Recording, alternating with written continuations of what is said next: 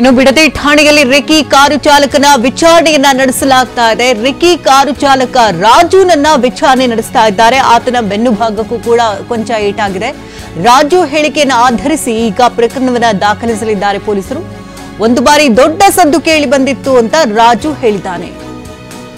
ಇನ್ನು ಎಫ್ಎಸ್ಎಲ್ ಅಧಿಕಾರಿಗಳಿಂದ ಘಟನಾ ಸ್ಥಳದಲ್ಲಿ ಪರಿಶೀಲನೆಯನ್ನು ನಡೆಸಲಾಗ್ತಾ ಇದೆ. 70mm ಬುಲೆಟ್ ಅಲ್ಲಿ ಸಿಕ್ಕಿರೋದ್ರಿಂದಾಗಿ ಅಲ್ಲಿ ಸ್ಥಳ ಮಹಜರು ಕೂಡ ನಡೆಸ್ತಾ ಇದ್ದಾರೆ. ಇನ್ನೊಂದು ಕೀಪ್ಯಾಡ್ ಮೊಬೈಲ್ ಕೂಡ ಅಲ್ಲಿ ಸ್ಥಳದಲ್ಲಿ ಸಿಕ್ಕಿದೆ.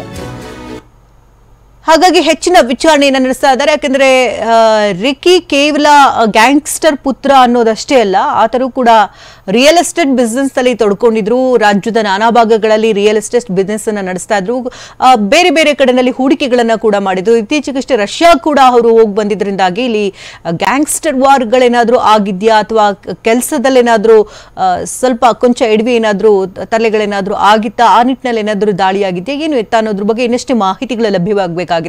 ಈಗ ಸದ್ಯಕ್ಕೆ ಸಿಗ್ತಾ ಇರುವಂತಹ ಮಾಹಿತಿ ಮುತ್ತಪ್ಪರೈ ಪುತ್ರ ಅಂದ್ರೆ ಗ್ಯಾಂಗ್ಸ್ಟರ್ ಪುತ್ರ ಆಗಿರೋದ್ರಿಂದನೇ ಇಲ್ಲಿ ಹೆಚ್ಚಿನ ರಿಸ್ಕ್ ಕಾಣ್ತಾ ಇದೆ. ಹಾಗಾಗಿ ಅವರನ್ನ ನೇರವಾಗಿ ಟಾರ್ಗೆಟ್ ಮಾಡಿರುವಂತಹ ದುಷ್ಕರ್ಮಿಗಳು ಬಿಡದಿಯಿಂದ ರಾಮನಗರದಲ್ಲಿರುವಂತಹ ಬಿಡದಿಯಿಂದ ಅವರು ಬೆಂಗಳೂರಿಗೆ ತೆರಳುತ್ತಾ ಇದ್ದಂತಹ ಸಂದರ್ಭದಲ್ಲಿ ಫಸ್ಟ್ ತೆರಳಿದ್ದಾರೆ. ಏನೋ ವಸ್ತುವನ್ನ ಮರ್ತಿದೀವಿ ಅಂತ ಮತ್ತೆ ವಾಪಸ್ ಮನೆಗೆ ತೆರಳಿ ಅಲ್ಲಿ ಅರ್ಧ ಗಂಟೆ ಸ್ಟೇ ಮಾಡಿ ಮತ್ತೆ ಎಗೈನ್ ವಾಪಸ್ ಅವರು ಬೆಂಗಳೂರಿಗೆ ತೆರಳಿದ್ದಾರೆ. ಅಂದ್ರೆ ಆತ್ಮರಕ್ಷಣೆಗಾಗಿ ಅವ್ರಿಗೆ ಯಾವಾಗ್ಲೂ ಕೂಡ ಥ್ರೆಟ್ ಇದ್ದೇ ಇರುತ್ತೆ. ಹಾಗಾಗಿ ಕಾರು ಚಾಲಕ ಹಾಗೂ ಗನ್ಮ್ಯಾನ್ ಸೇಫ್ಟಿಯಿಂದನೇ ಅವರು ಫಾರ್ಚುನರ್ ಕಾರ್ನಲ್ಲಿ ಬೆಂಗಳೂರಿಗೆ ತೆರಳುತ್ತಾ ಇದ್ದು, ಇದೇ ಸಂದರ್ಭವನ್ನ ಟಾರ್ಗೆಟ್ ಮಾಡಿಕೊಂಡಂತಹ ದುಷ್ಕರ್ಮಿಗಳು ಅಟ್ಯಾಕ್ ಅನ್ನ ನಡೆಸಿದ್ದಾರೆ. 2 ಸುತ್ತಿನ ಫೈರಿಂಗ್ ಅಲ್ಲಿ ನಡೆದಿದೆ. ಇನ್ನು ರಾಜು ಆತನ ಕಾರು ಚಾಲಕ ರಾಜುನ ವಿಚಾರಣೆಯನ್ನ ನಡೆಸ್ತಾ ಇದ್ದಾರೆ ಪೊಲೀಸರು.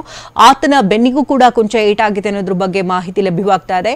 ಇನ್ನು ಕಾರ್ ಸೀಟ್ ಭಾಗದಿಂದ ಒಳ ಹೊಕ್ಕಂತಹ ಗುಂಡು ಮೊದಲಿಗೆ ರಾಜುಗೆ ತಾಕಿ ನಂತರದಲ್ಲಿ ರಿಕ್ಕಿ ಮೂಗಿಗೆ ತಾಕಿದೆ. ಜೊತೆಗೆ ಆತನ ಕೈ ಭಾಗಕ್ಕೂ ಕೂಡ ಕೊಂಚ ಏಟಾಗಿದೆ.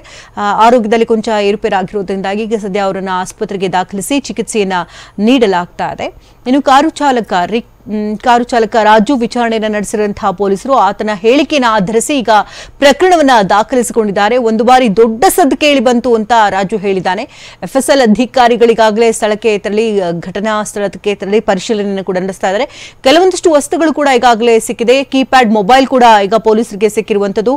ಜೊತೆಗೆ 2 ಗುಂಡುಗಳು ಕೂಡ 70mm ಗುಂಡು ಕೂಡ ಸಿಕ್ಕಿದೆ. ಮತ್ತಷ್ಟು ವಿಚಾರಣೆಯನ್ನು ಪೊಲೀಸರು ನಡೆಸಲಿದ್ದಾರೆ.